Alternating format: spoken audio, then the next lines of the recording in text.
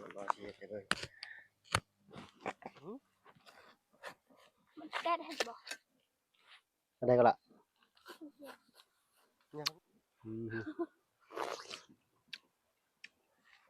สดๆเลยเนาะ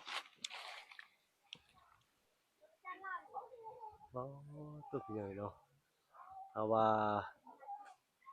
หลุดลงใส่คอนี่บอกลูกบอกเมียนำก็บ่ทันใหญ่นะหน่วยบักใหญ่หนุน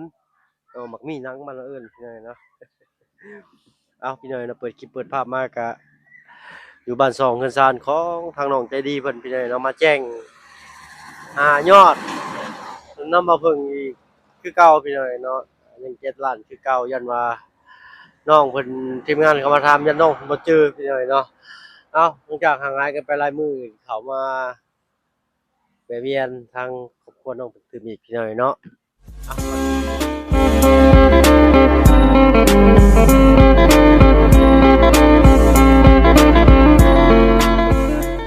เนาะกราบทักทายสบายดี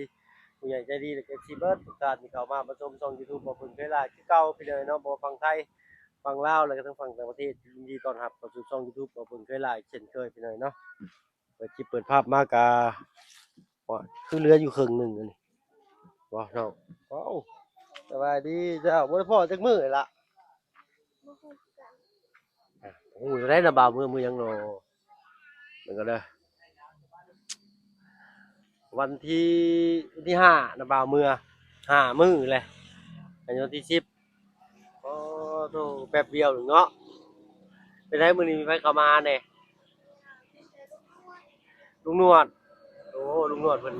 เข้ามาเพิ่นเมื่อแล้วติเออก็กินข้าวกินน้ำเลยข้าวเรียบร้อยสบายดีโดยสบายดีทั้งน้องกองมีเพิ่นเลยเนาะเนาะบ่ได้พากันไปไสมื้อนี้วันอาทิตย์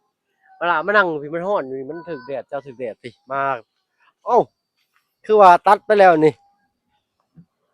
ยังบ่ทันแก่ซ้ำคือตัดแล้วกูกล้วยเจ้านี่มันล่มเนาะเอาพี่มานั่งเวลามานั่งเวลาบ่าวสิถามเอามานั่งดิยังบ่แดด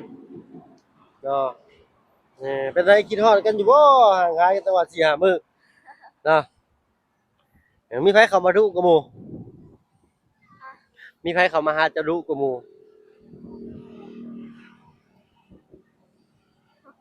หมู่อ้าวตอนน่ะบ่าวช่วงน่ะบ่าวเมื่อแล้วมีไผได้เข้ามาหามึงเฮิมบ่บ่บุญมันปลาบ่ไผเข้ามาหลายเทื่อกว่าหมู่อ้าวกับทุกคน เข้ามาเบิดทุกคนเนาะพร้อมกันเนาะแต่มื้อนี้ยังบ่มีไผเข้ามามีแต่ลุงหนวดผู้เดียวเว้าเสียงดังหน่อยหนึ่งก็ได้ล่ะเพราะว่าบ่าวมีไม้อันเดียวมื้อนี้เนาะมันแย่งแต่มื้อเอาไปหาหน่อไม้พู้นแหละเนาะเสียดายจะจ้อยเนาะวันศาสนาเฮาอืมโอ้แดดมื้อนี้ก็ได้มื้อนี้วันอาทิตย์พักโรงเรียนทางโรงเรียนเพิ่นไปไสเนาะเงียบน้องแจ้งจริงไปได้จ้ะเฮือนคือกันสร้างมาเข้าไฟให้เพิ่นเรียบร้อยแล้วบ่เข้าเรียบร้อยเนาะเดี๋ยวเจ้าก็อดเอาอีกจักหน่อยเด้อล่ะเด้อฮู้บ่ทางระบ่าวมีเงินอยู่เท่าไรของเจ้าน่ะแม่นบ่นำระบ่าวนี่นำระบ่าวนี่มีเท่าไรตื่ออยู่บ่เอโอเคนำระบ่าวมี7ล้านเนาะยันว่าทีมงานเขามาถามเพิ่นอยากรวมยอดหันนะเนาะแล้วยังบ่มีไผมาแจ้งข่าวดีเพิ่มเติมอีกบ่บ่มีแต่บ่ตูนตอนเราว่าสิมากับลุงหนวดนะ600,000อันนั้น660,000บ่โอ้เนาะทางบ่ตูนมาเพิ่มอีกเนาะโดยทางบ่ยาวดิซะบ่เห็นแต่ยังบ่ได้มาอย่าทางบ่ยาวยังบ่ได้มาพี่น้อยเนาะโธ่ร้อนอ้าวอะลีมื้อนี้เนาะแดดถ้าแฮงขนาดบ่ยาวไม่ได้หรอกจังหวะทางระบ่าวก็บ่ฮู้คือกันเนาะเพราะว่าทางบ่าวยาวเพิ่นอยู่คนละหมู่บ้านกัน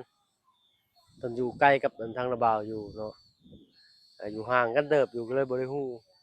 ผมบ่ได้ค่อยแชตหาเพิ่นก็บ่ค่อยว่างปานใดเพิ่นก็มีเวียกอยู่ทางพารานพุ่นเด้เนาะได้มื้ออื่นโรงเรียนเข้าอยู่บ่ภาคโรงเรียนได้ ได้ครู่ให้พักบ่ เขาเจนเขาเจนห้องก็คือ อ๋อมื้ออื่นเสียงของโปซี่ของเจ้ามื้อใดเสียงบัดนี้ วันที่26วันที่17ที่26กับ7น้าบ่าวเป็นกำลังใจให้เด้อสู้ๆเด้อเนาะอดเอาได้บ่ได้ก็อย่ามันบ่ต้องซีเรียสบ่ต้อง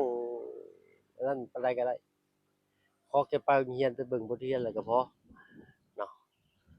เราบ่ต้องไปคิดโอ้ยเราต้องได้จังซี่นะเราต้องได้แต่คันมันบ่ได้อย่าสิท้อเราบ่ต้องคิดก็อย่าไปซื่อๆก็ได้เนาะต้องมีมื้อใดมื้อหนึ่งที่เราเข้าใจมันนะเอ่อ ป๊าดมันเพิ่นก็เริ่มงามแล้วเนาะมันน้องก็มีเพิ่นนี่เนาะส่วนนั้นก็เขียวท่วมพุ่มในบ้านนี่เนาะพ่อกับแม่จะไปไสซะล่ะฮะอืออยู่เฮือนใหญ่เพิ่นเนาะเฮือนน้อยอยู่บ่ได้เนาะเฮือนต่างเฮือนแยกอะนะสังกะสีมันต่ำเนาะเอ่อรวมยอดได้อยู่บ่จืออยู่บ่แต่ละทีมงานแต่ละคนเขามาแจ้งเจ้าล่ะจืออยู่เนาะมีไผแหน่แต่ก่อนนะโดยก็โดย โน้สามคนเนาะเอาคือว่าทางบ่าวยาวก็มีบ่เนาะทางปะลุง FC เพิ่นได้คอมเมนต์มาอ่าทางปะลุง FC เพิ่นนั่นอ่าแชตมาบอกว่าซั่นซะเนาะ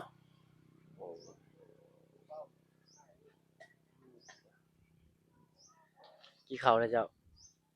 ได้ยังกินข้าวมื้อนี้กินนะอันนั้นซื้ออันนั้นซื้อมุกอยู่บ้านดงกับสิมกโอ้เนาะมกปลานิลน่ะบ่าวก็มักคือกันเลยมกปลานิลเลยเคยกินอยู่บ่มกปลานิลหมวกอีหยังนะคือมีมกไก่มกไก่บ่แม่คือหน่อไม้ มกหน่อไม้มกกะบังเนาะมกอะบังพี่น้องเอ้ยเนาะอ๋อมันทุกข์หรือบ่ของมีนี่มันสิบ่หลุดมันสิบ่หล่นบ่อ้าวมันเคยหล่นบ่แหละ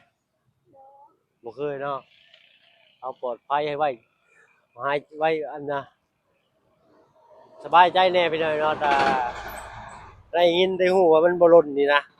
ย้านอ้าวมันเคยหล่นอยู่แล้วไสเดี๋ยวข้อยสิบ่มาใกล้ข้อยเนาะหน่วยใหญ่อีหลีเด้มีอยู่ประมาณ7-8โลจักหน่วยหนึงนะแต่ก่อนกวนอีกแต่ก่อนใหญ่กว่านี้บ่ล่ะโอ้โตเนาะบักมีหนังบ่หรือบักมีพายโอ้โหบ่ฮู้ตาดังเอ้ยคอยตาดังหลาย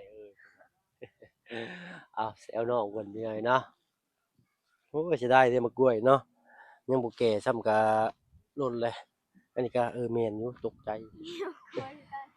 เอามือให้ลุงนวดแต่อือันนั้นมมันเหลือ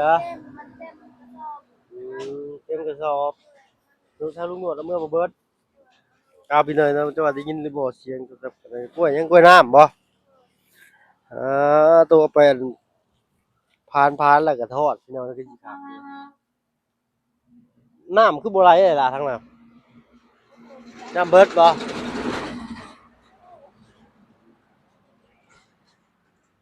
ได้น้ำ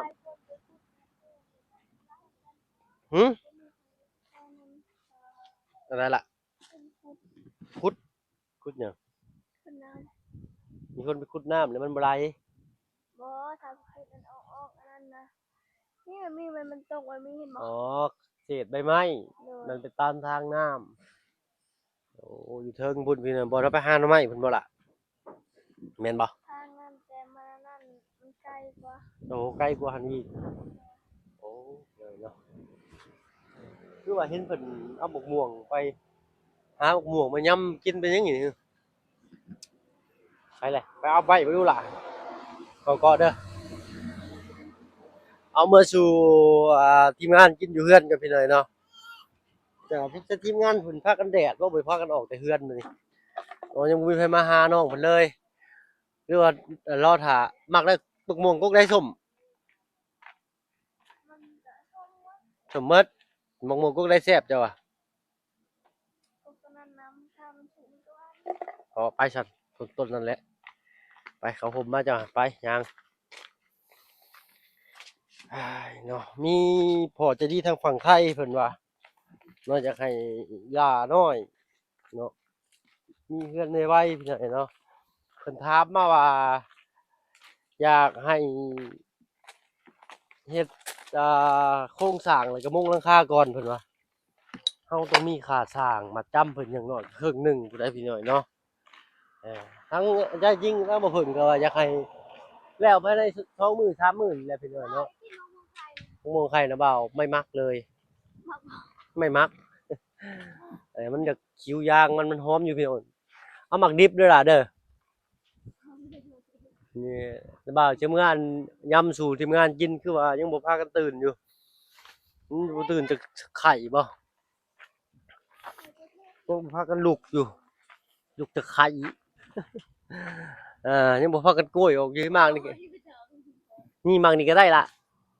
โอ้ยมันเหี่ยวเนาะมันครับนี่น้ำหมากเดียวนี่คือสิแซ่บอยู่หมากนี่น้ำหมากเดียวนี่บ่นี่นี่นี่เอ้ยนี่แหละนี่ปึ๊บปั๊บโอ้ทันเลยใส่อีกถึงบ่มันเหี่ยวบ่เอาไปก่อน โอ้ยทันหมากเดียวเนาะผลญาติมันหล่นใส่เบ้าตาแล้วเบาเซียนคือเรียนมาน้องเอ้ยพอแล้วมั้ง3หน่วยนี่เอาอีกจัก2หน่วยก็ได้สิไปมื้อนี้คนอยู่บ้านทีมงานหลายได้นี่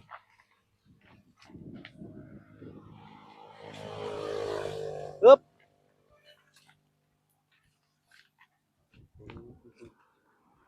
พอแล้วล่ะเอาไว้เพิ่นกินซุปก็ได้ถึงอยู่บ่ล่ะปึ๊บอีกน้อยหนึง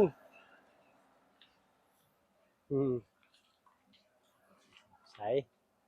ได้มากนะได้งานะเห็นบ่ถึงบ่ปึ๊บปึ๊บปึ๊บโอเคน้องพอแล้วไปเนาะเอาไปละลายมันสิเหี่ยวก่อนเด้นี่น้ำก็ไหลอยู่เด้น้องจะดีอุ้ยอยากอาบเด้ข่อยเย็นจะจ้อยน้ำมาจากภูพุ่นเด้อพี่น้อยๆอื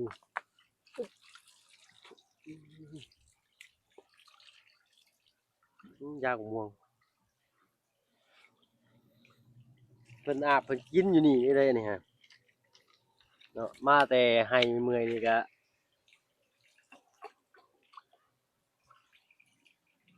ยังหมู่มือน่ะเบากับเปื้อนอยู่บ้านก็แป้งแต่รถซ่อมแต่รถลงไถนาก็หน้าเขียวเขาอะไปเอาจิ้มใส่ตะกร้ารถพุ่นล่ะขอบใจน้องใจดีเพิ่นพี่น้อยเนาะมาแล้วว่าสิเดือนี่ให้ไป แล้วไปจ้างล่างบอก เลยถ้าอาจารย์ลาวเพิ่นนั่งรถใหญ่มานำบ่าวบุญสารวัตร แล้วมาเลยบอก มาแล้ว มาแล้วทั้งรถน่ะบ่าวเอาขึ้นมาบ่ได้ตำรวจเพิ่นให้บ่มีใบนำไส้เนาะเพิ่นมาเพิ่นกักไว้พี่น้อยเนาะทางอาจารย์แล้วก็ทางบ่าวพึ่งแล้วก็ทางอาจารย์ลาวขอนำเพิ่นพี่น้อยเนาะเอาว่ามาช่วยเหลือน้องๆเพิ่นมาเฮ็ดเวียกเกี่ยวกับแบบนี้พี่น้อยเนาะทางเพิ่นก็ฮู้จักทางเพิ่นก็เลยว่าอันจังก็อนุโลมเทื่อหนึงว่าซั่นซะเนาะอนุโลมไปเทื่อหนึงเทื่อหน้าบ่ให้เห็นอีกเพิ่นว่าทางเฮาก็เลยบ่ได้เอามาเฮาก็เลือกบ่ได้พี่น้อยเนาะเฮาก็บ่มีในใจก็อยากซื้อคันใหม่พุ่นแหละมาขี่มาโลดเนาะมันจังบ่ยากนั่นล่ะเออสิยืมคันนี้แหละมื้อบัด นั่นไหน นั่นน่ะจอดอยู่น่ะแม่น ไม่ได้ เนาะบ่ได้พ้อน้องอ้าวมันหยังอันน่ะอยู่หลุมพุ่นอยู่หลุมพุ่นน่ะ มาแล้ว แม่น เฮ็ดของมึง ใช้พานาบ่าวยังเบิ่งอยู่ว้าวตื่นตาตื่นใจบาดนี้เนาะใส่ตอกหมูซอยกันเลี้ยงเด้อสุเจ้าเด้อหมูซอสุก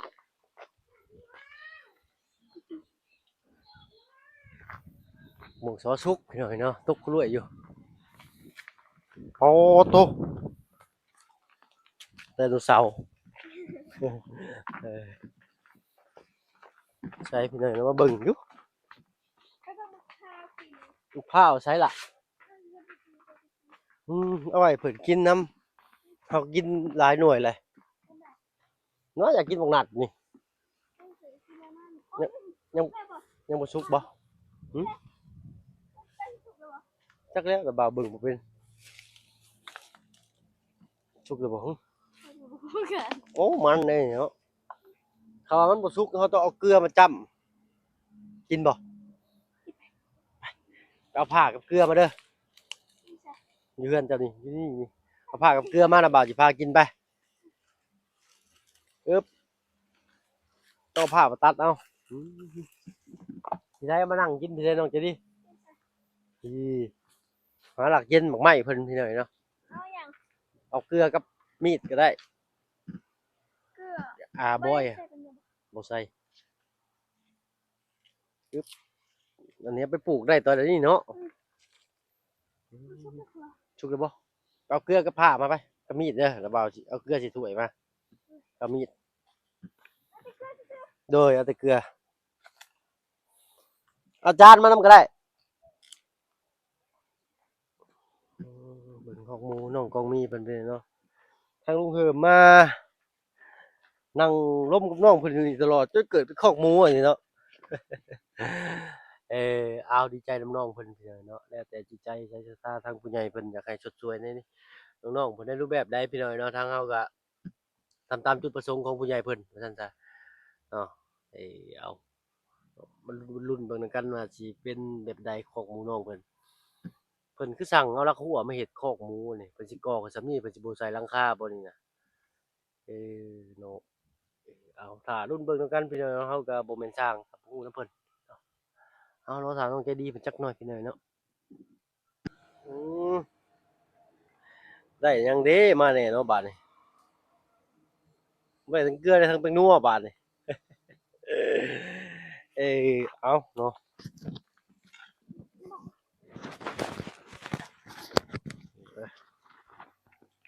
มาบ่สิเฮ็ดให้เบิ่งเจ้าผ่าเป็นบ่ผ่าเป็นบ่ผ่าของนัดได้ก็อย่าไหมมันยังบ่สุกน้องใจดีใหญ่ป่ะ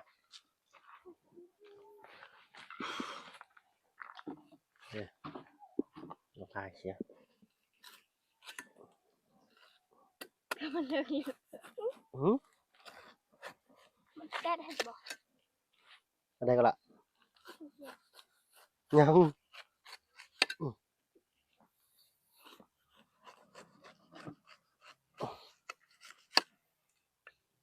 มีตู้สิบ่ให้บ่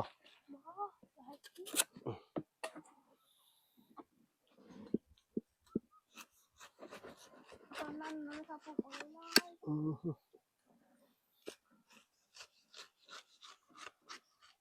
อื้อหือมันสิส้มเลยน้องใจดี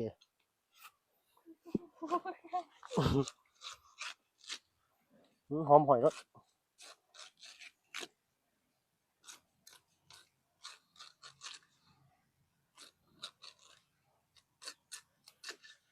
อืมอืมอืม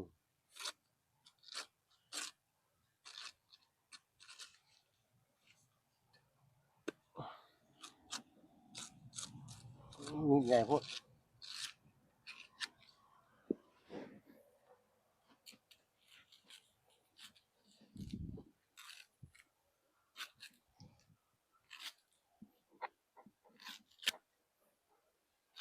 อืม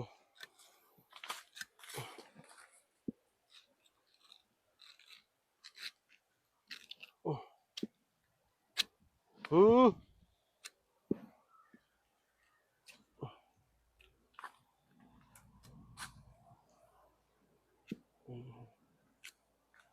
พอกินได้แล้วน้องเอ้ย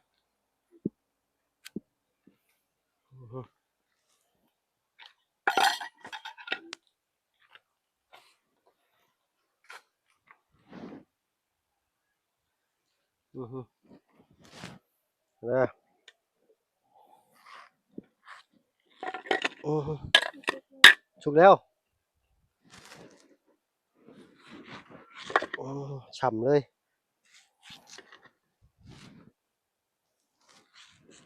อืออันนี้เนี่ยแซ่บ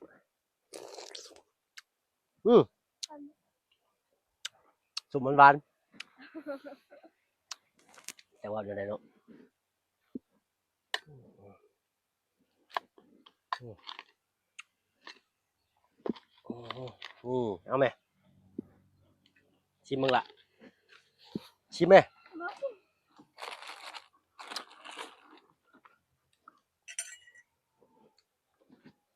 ต้องกินกับเกลือใช่ปะอืมจะเคยกินแบบเกลือสิหึมันกินน้ำมันนั่นแหละอืมอืมเอามึงอ่ะอืมอืมจำไว้จำหนึ่งเยอะแซ่บ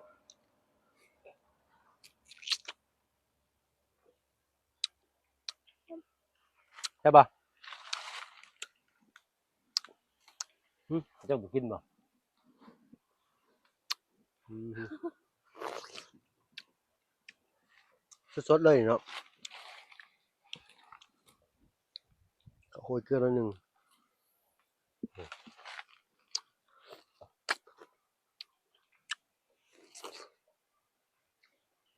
อันนี้ปลอดสารของแท้พี่น้องเนาะอยู่ในสวนเลยหวานจังเลยข้าวมันสม หึ ข้าวบริสม แบบกินน้ำมันบ่แซ่บฉ่ำมาก ใช่ป่ะนี่ หึ ใช่ป่ะเขาเกิดอะไร ก็สิแซ่บอืมแกนมันอยากสมนิดหนึงโอ้ต้นผ่าต้นใหญ่อีหลีเนาะน้องเจดีเราเอาไปนัวมานำเจ้าบ่เคยกินกับเกลือบ่อืมอืมใช่มาเครื่อง เค เกลือย กินใจเป็น เจ้าเคยกินใส่แป้งนัวบ่เคยอืมแล้วบ่าวเคยกินใส่แต่กับเกลืออืมบางนัดจากสวนพี่น้อยเนาะเมื่อฉันยังบ่มีใครได้กินเลยเนี่ยมีเนี่ยไปจัก บ่ มี มี มีแต่เฮาประเดิมเลยเฮาประเดิมก่อนหมู่โล้นบ่เนาะขากะลีนี่ตู้สิบ่ให้บ่ บ่ก็เลยว่าให้นะ อืม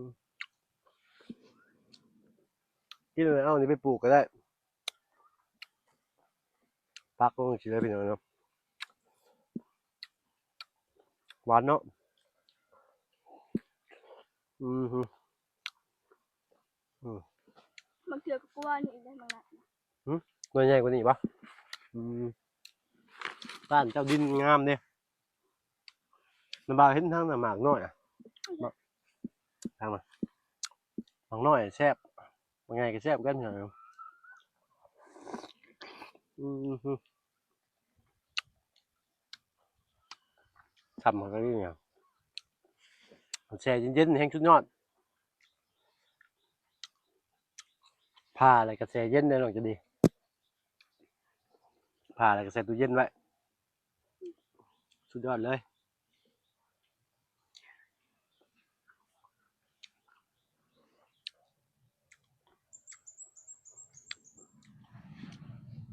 หวานๆมันกินกับข้าวก็ได้ กินข้าว เนี่ย บ่เคย มะม่วงก็จะกินกับข้าวก็ได้มะม่วงกินกับข้าวก็ได้มะกล้วยกินกับข้าวก็ได้มะขามก็ได้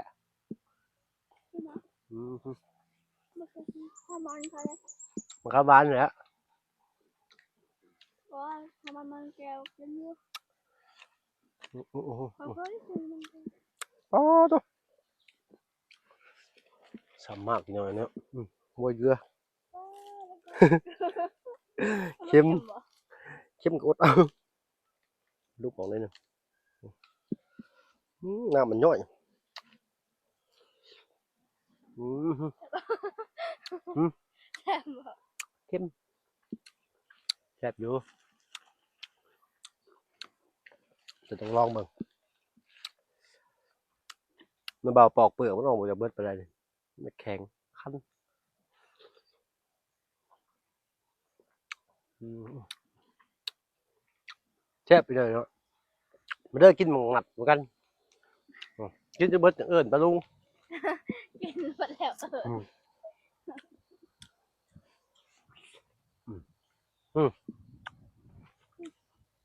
สองหมากนะอีกจักอาทิตย์หนึ่งอีกสี่ห้ามื้อก็สู้กันเนาะอืมอืม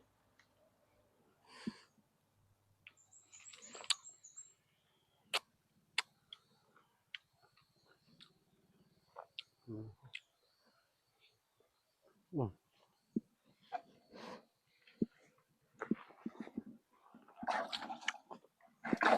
อืม